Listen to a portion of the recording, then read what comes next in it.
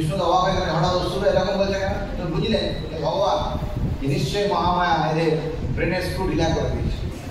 তোমার মতো সুন্দর যুদ্ধ, এত ভালো যুদ্ধ করছো, তুমি একা, আমরা দুজন, কি বর তুমি চাও?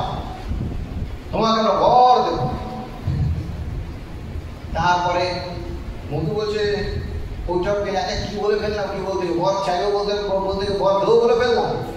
চেয়েছিল যে বর চাইবো, কিন্তু মহামায়ার মাথা খারাপ হয়ে গেছে, কি চাইতে হবে বুঝতে পারছে না। আমাদের সময় হয় আমাদের যেমন আমরা কি বলতে উল্টো পাল্টা বলে দিই, তাদের একটা কথা বলার কথা আর একটা কথা বলে দিই। তখন মানে কি করা যায়, মানে বলে তো ফেলেছি, দেখুন দেখ আমার একটা প্রেস্টিজ আছে, আমরা অসুর হলেও কি আছে, যা বলেছি কিন্তু তাকে একচুলো নড়মান। ঠিক আছে বিষ্ণু, আমরা তোমাকে বর দেবো, কি বর তুমি চাও? বিষ্ণু দেখলেন এইসব লোকের সঙ্গে বেশিক্ষণ কথা বলে কি লাভ আছে, সময় নষ্ট করে।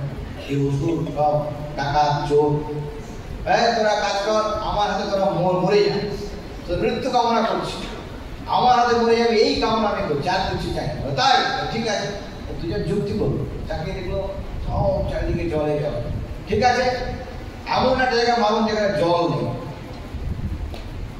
ওরা ভাবলো যে আমরা এমন একটা পয়েন্ট কাটি বিষ্ণু মানে কিছুই করতে পারবে না, চারিদিকে শুধু জল আর কিছু নেই, এমন একটা জায়গায় মালুম যেখানে জল নেই। বিষ্ণু তোমার ঠিক আছে, তো নিজের উনি থাইটাকে উঁচু করি, থাইটাকে উঁচু করলে বলে এখানে তো মাথাটা নিয়ে আয়, এখানে মাথা রাখলে চক্র দিয়ে গলা কেটে দেবে, দুজনে গলা কেটে দেবে, ব্যাস দুজনে ছুটি হয়ে গেল।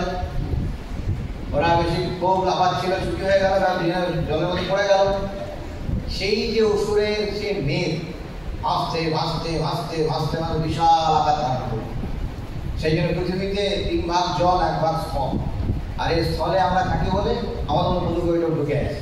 এটা মহারাজ বলতেন যে প্রত্যেক মধুকৈটব ঢুকে আছে, কারণ ওই স্থলে এই মধুর কৈটবের শরীর থেকে স্থল তৈরি, আর সেই স্থলের জিনিসপত্র আমরা খাই, এখানে যেমন এখানে যেমন কিছু হয়, ফলে আমাদের সবার মধ্যে মধুকৈটব ঢুকে আছে।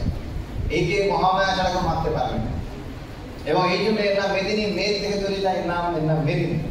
এখন এবারে যখন দুজন পড়ে গেল, দুজন জলের মধ্যে করে বিশাল আকার ধারণ করলো, দেবতারা তারা আনন্দে নাচতে শুরু করলো, এবং তারা বলেন বাহ, এতদিন পরে একটা বিরাট কাজ, যে অসুর চারিদিকেই তারা ঘুরে বেড়াচ্ছে, সব দিকে দেবতাদের কোনো হয়, তোমাদের দেবতারা এলে তোরা দেবতা যায় না, তোরা কোথাকার, সে একটা বাচ্চা ছেলে মতো দাঁড়িয়ে দিল। মহামায়া বলে তার বলিয়া, এখন তাদের সব ছুটি দেওয়া হয়েছে, দেবতারা খুশি হয়ে গেছে।